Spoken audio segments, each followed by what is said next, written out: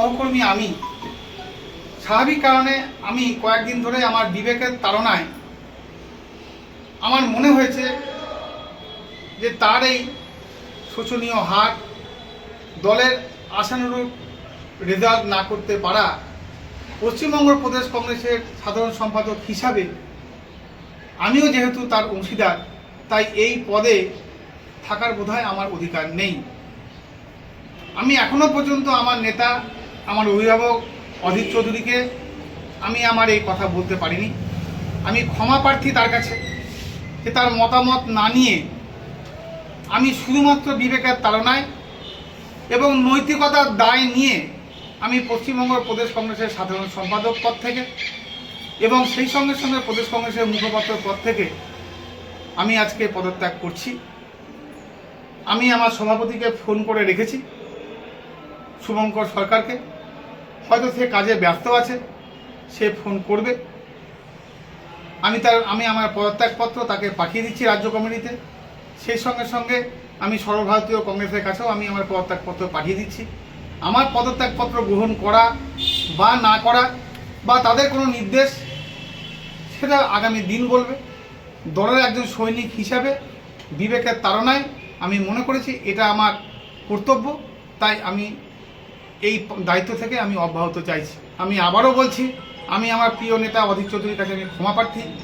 আমি যখন আপনাদের সঙ্গে কথা বলছি, তিনি কিন্তু ঘুণাক্ষরেও জানেন না যে তার হাত ধরে যে আমার রাজনৈতিক পরিচয় বা রাজনৈতিকভাবে তিনি যে আমাকে জায়গা দিয়েছেন, আমি কর্তব্যের টানে সেই জায়গা থেকে আমি অব্যাহতি চেয়েছি।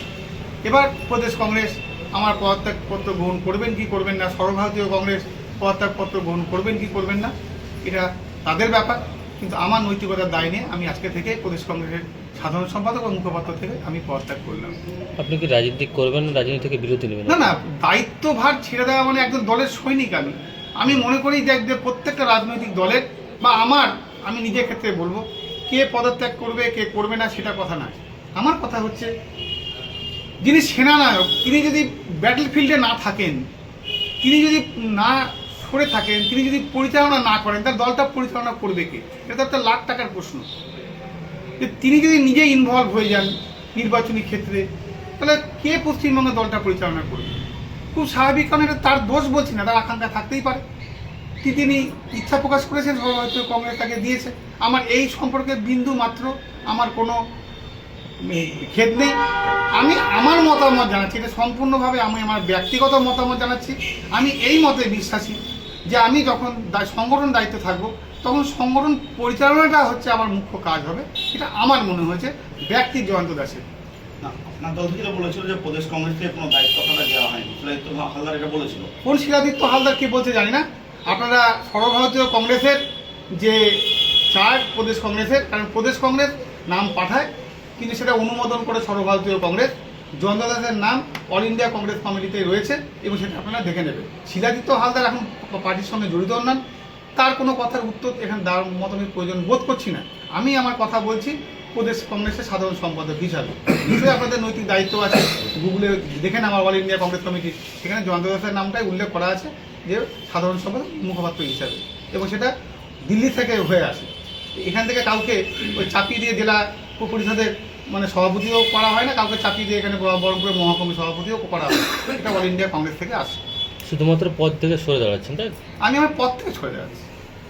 আমি মনে করি যে আমি যখন যেখানে থাকবো, সেই পদের যদি আমি মান মর্যাদা রক্ষা করতে না পারি, তাহলে আমার নৈতিক কর্তব্য আমার দলের কাছে আমার নিজেকে আত্মসমর্পণ করা।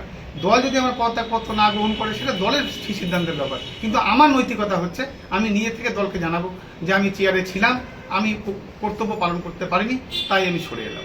2024-এ তো আপনি চেয়ারে ছিলেন, তখনও তো দাদা দেখতে পারেন লোকসভাপতি, তখনও সিদ্ধান্ত নেননি।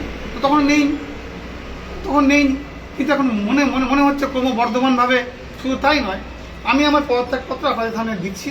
এখানে যথেষ্টভাবে উল্লেখ করে দিয়েছি কেন আমি পদত্যাগ করছি, কেন আমার পদত্যাগপত্র আপনারা সব দেখে নেবেন। ফলে এখানেই সবটাই উল্লেখ করে দেওয়া আছে।